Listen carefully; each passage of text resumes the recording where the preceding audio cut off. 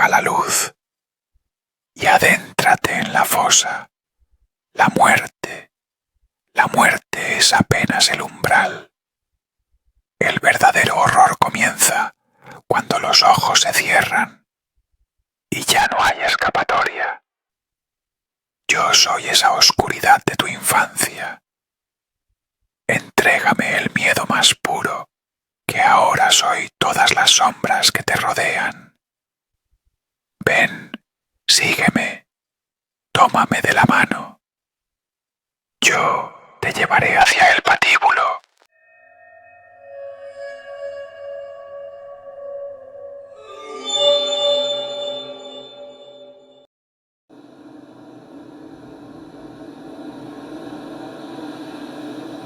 Lo que voy a contar cambió mi vida para siempre.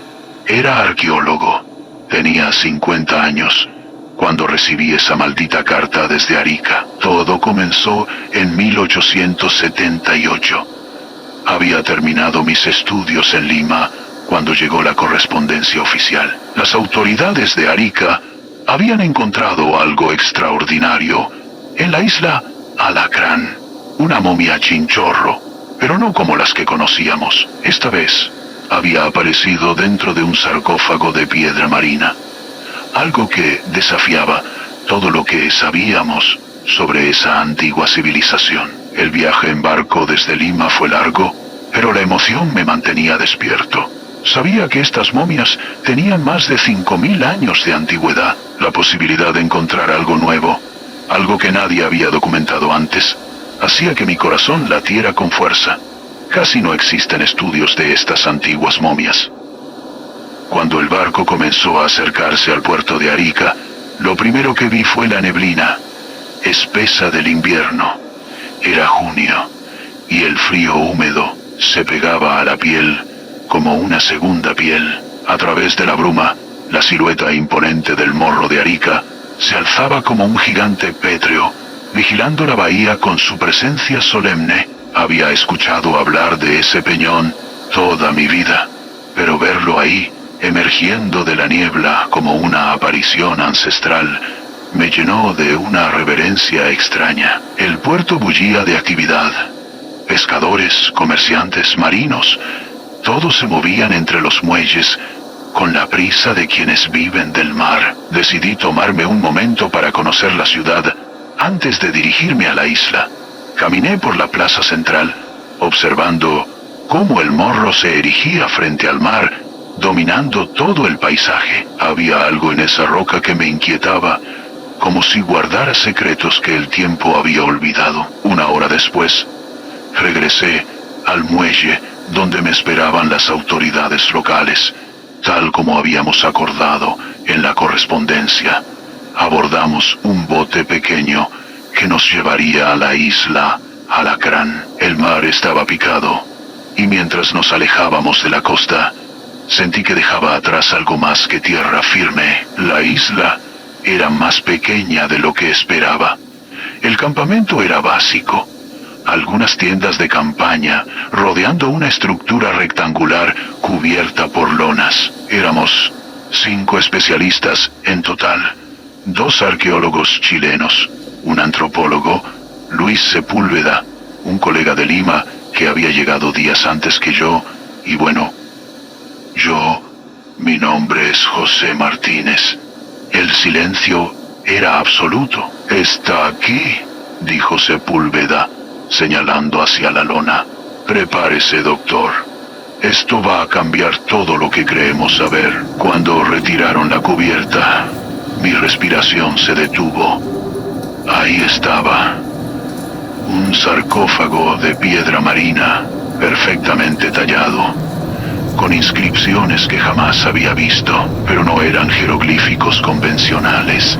Eran círculos negros pintados con algún material que parecía absorber la luz, rodeados de trazos imposibles de describir. Las líneas se retorcían de maneras que hacían doler los ojos si las mirabas fijamente. Cuando finalmente abrimos el sarcófago, lo que encontramos nos dejó perplejos. No había momia, solo una capa gruesa de polvo gris, como ceniza, que cubría todo el fondo de la estructura pétrea. Esto no tiene sentido, me dijo Ricardo, uno de los arqueólogos chilenos, mientras pasaba sus dedos por el polvo. Los chinchorros no desarrollaron sarcófagos de piedra. Tenía razón. La existencia misma de esa estructura desafiaba todo lo que sabíamos sobre esa civilización. Pasé horas estudiando las inscripciones del sarcófago. Esa primera noche desperté sobresaltado. Algo estaba mal. Miré hacia arriba, esperando ver la oscuridad familiar del cielo nocturno, pero lo que vi me heló la sangre. El cielo no estaba negro, estaba rojo, un rojo enfurecido, como si el mismo aire se hubiera incendiado. Ve, acude, anda hacia el llamado que tú eres entre todos. El elegido. No son pesadillas. Esto es algo mucho más antiguo. No deberás temer sus fauces. Me incorporé y descubrí que ya no estaba en mi cama. Flotaba, suspendido en el aire, frente a la bahía de Arica. Pero no era la bahía que conocía. El morro seguía ahí.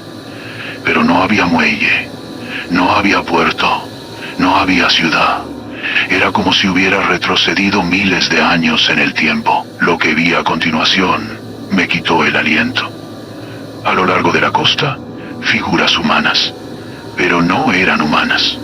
Eran sombras alargadas, humanoides tétricos que se movían con una gracia antinatural. Encendían fogatas en la playa y parecían formar una especie de civilización primitiva y siniestra. Ascendí hasta el morro en ese sueño, como si una fuerza invisible me llevara.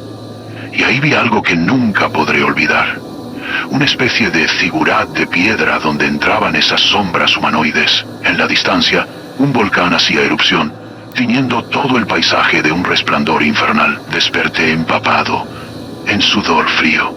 Había sido un sueño, pero tan vívido que podía sentir aún el olor a azufre y el calor de las llamas. Al día siguiente, cuando regresé al sarcófago, me llevé la sorpresa de mi vida. El polvo había desaparecido completamente. Era como si nunca hubiera estado ahí. ¿Dónde está la ceniza?, pregunté a mis compañeros. Todos me miraron con desconcierto. Nadie podía explicar qué había pasado. 5 especialistas habíamos documentado ese polvo el día anterior y ahora simplemente no existía. La segunda noche, el sueño volvió. Esta vez fui transportado a otro tiempo. Vi guerreros incas con características de chamanes, combatiendo contra aquellos humanoides de sombra. Los chamanes blandían mazos encendidos y lanzas, pero las sombras eran brutales. Vi cómo algunos chamanes eran poseídos, cómo esas criaturas colapsaban sus cuerpos desde adentro, matándolos de formas horribles. Pero también vi cómo algunos chamanes lograban capturar a los hombres sombra, convirtiéndolos en humo oscuro mediante rituales. Ese humo era encerrado en jarrones ceremoniales incaicos. De pronto, tuve un cambio de escena. Vi a los chamanes guerreros entrando en un templo ubicado exactamente donde ahora se alzaba la ciudad de Arica. Llevaban el sarcófago y vertían el humo negro de los hombres sombra derrotados. Lo escalofriante fue ver cómo ese humo se solidificaba, convirtiéndose en el mismo polvo gris que habíamos encontrado. Desperté en pánico, con el corazón martillando en mi pecho. Esos sueños no eran sueños normales, eran visiones, memorias ancestrales que de alguna manera se habían filtrado en mi mente. A la mañana siguiente, la neblina en Arica era tan densa que no se podía ver el puerto. Almorzamos todos juntos, excepto Luis Sepúlveda, quien había desaparecido temprano. Cuando finalmente apareció, nos invitó a conocer la Cueva del Inca, una cueva antigua ubicada en las laderas del Morro de Arica. Algo en él había cambiado. Hablaba con una neutralidad extraña, casi inexpresivo. Era inquietante para mí. Como si estuviera ausente de sí, parecía ser otro realmente. Solo son mareos y fatiga, dijo cuando le preguntamos si se encontraba bien. Pero eso no va a impedir que pasemos una tarde de recreación. No vaciles. Sientes cómo se cierne la muerte. Sientes su aliento pútrido surcando en tus oídos, en el cabello tras la nuca de tu cráneo. Siente ahora la dicha que te reclama. La cueva era más profunda de lo que esperábamos. Sin embargo, no nos metimos tanto. Mientras explorábamos sus recovecos con las lámparas y antorchas, el atardecer comenzó a convertirse en crepúsculo. Las sombras danzaban en las paredes rocosas y el aire se volvía cada vez más espeso. Entonces sucedió. Inesperadamente, en medio de la conversación, Sepúlveda hizo un sonido gutural que nos espantó del susto en ese momento. Él soltó su antorcha mientras nos miraba con un gesto siniestro. Nos miró y nos dijo: el pago está hecho.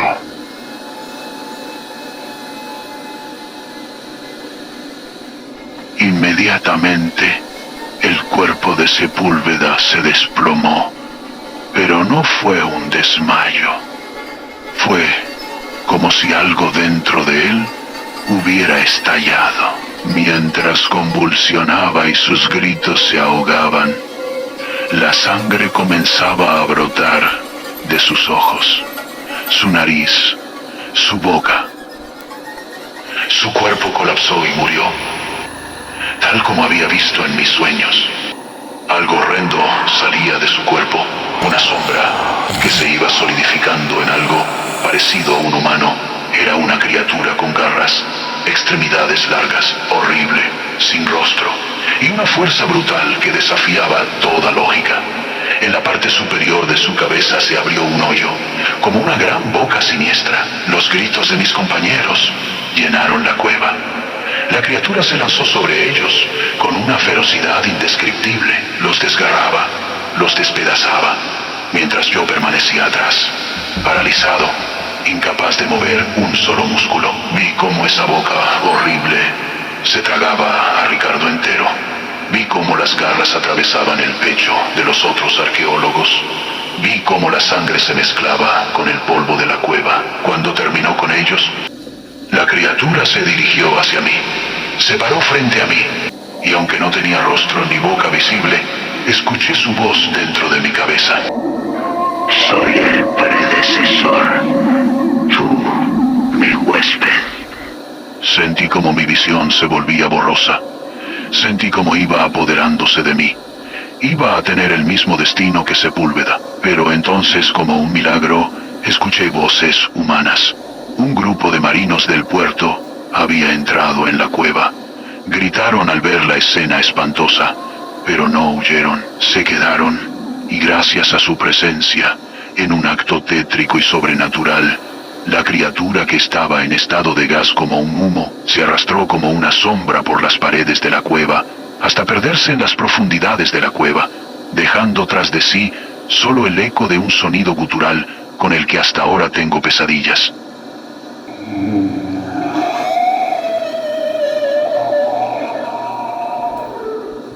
Fui llevado y procesado por la justicia en Lima.